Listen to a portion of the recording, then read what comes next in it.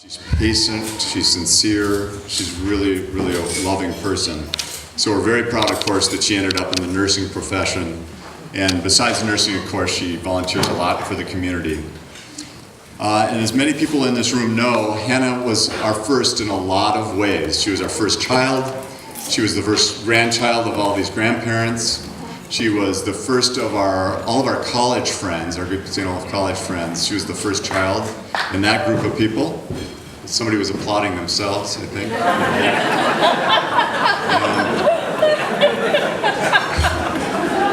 What happens at St. Olaf? So she was the first, I think, niece or nephew of all of our extended family as well. So Hannah was the first. So as the father of this beautiful young woman, I took my job fairly seriously as the father.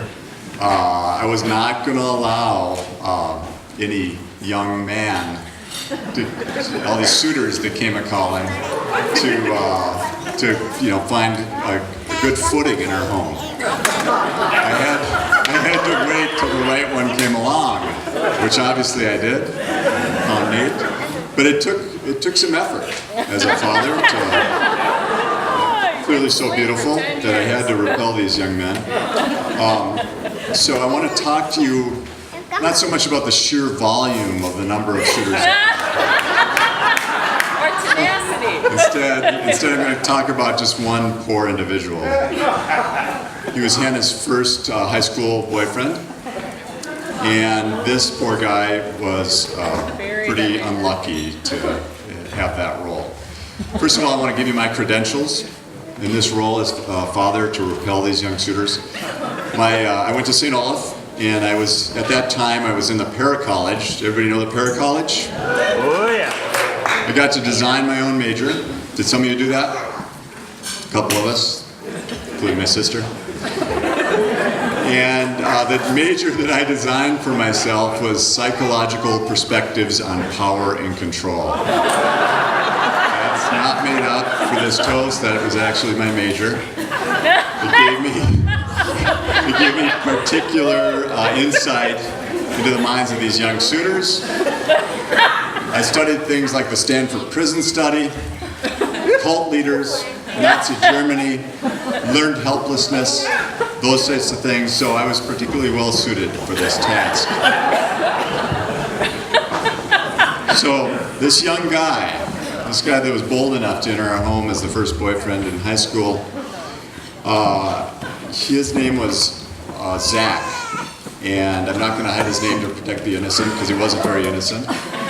So Zach comes a-calling, and I'm not much at our house for doing laundry. But one of the things I learned is, don't give this kid any strong footing in the house.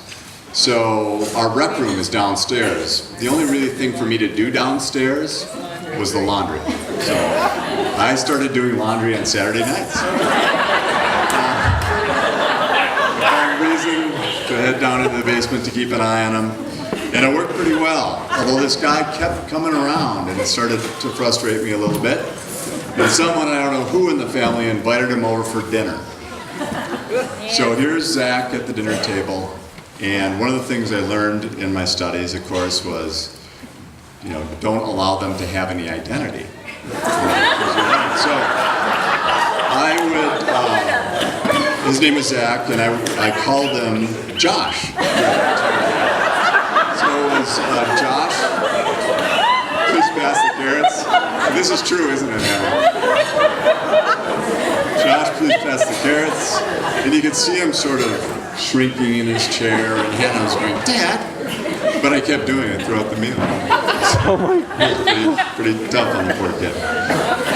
So the next thing, the kid kept hanging around, though. Obviously, Hannah's beautiful. We couldn't shake him. He kept showing up. Very persistent young man. So the next thing I resorted to was pretty severe, and this is a true story. Lots of my friends can back me up on this. This actually happened. Zach was a sophomore in high school, and he just got his driver's license, and he came over with his new used truck. And as we know, men in the room, probably our most prized possession in life is our first vehicle, right? So this guy had swagger. He was, puffing up his chest a little bit when he arrived. This beautiful truck parked in our driveway. He came over to call on Hannah, and the two of them went down to the rec room. So I decided there was an errand I had to run immediately. Backed out of the garage and right into his truck. I totaled his truck. It cost me a little bit of money, but it was worth it. So. He did not last long after that. I swear to God, this is a true story. Hannah, did I total his truck? Total his truck. Sorry, yeah, that was it, Jennifer, right? Yeah, it was really hard to keep down the sort of feeling of accomplishment that I felt when I went down into the basement and said, Josh, I just wrecked your car.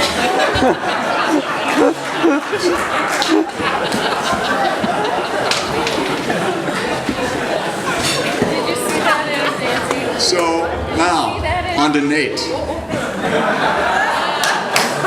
How did we know? How did we allow Nate into the family? How did that happen? Obviously, it was not easy. We had to jump through a few hoops. Our first thing we did, of course, was a thorough background check on the Van Wylens. And if you were to do that, you'd find that they are probably the most giving, other-oriented family that I've ever met. Incredible people, and not only in their community, in their church here locally in Northfield, but also globally. So he comes from good stock. So he passed that first step. Then the next step, of course, was Nate himself. The first reports we heard back early on was he's very Scandinavian looking.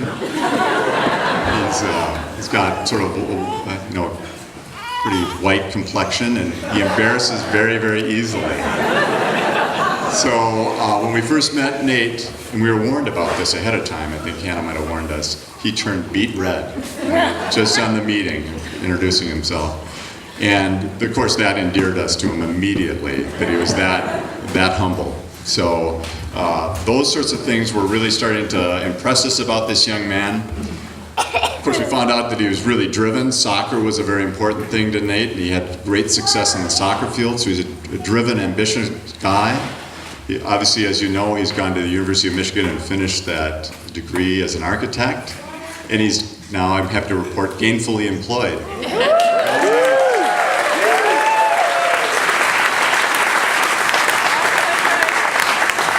So the marriage was going to be called off, but luckily he got the job this past week. Nice work, Nate.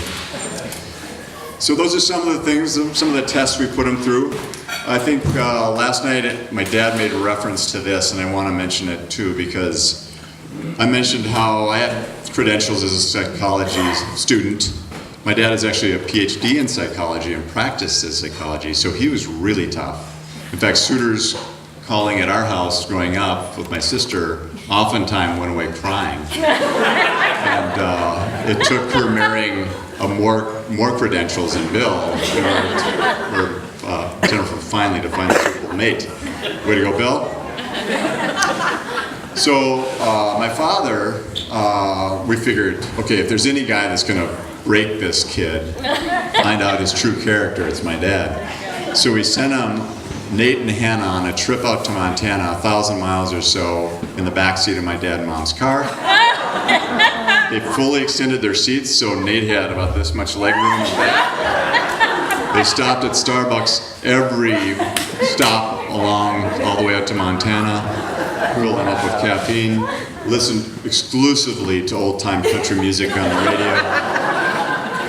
And Nate held in there. He did not run away crying. He managed to get into our family, got the patriarch on the side. In fact, an odd thing happened, I think, during that time. Instead of my dad being what I was counting on him for, perhaps, is to repel this guy, because I certainly couldn't do it. The opposite happened. My dad instead became obsessed with seeing that engagement ring on Hannah's finger. So full circle. So Nate, you passed.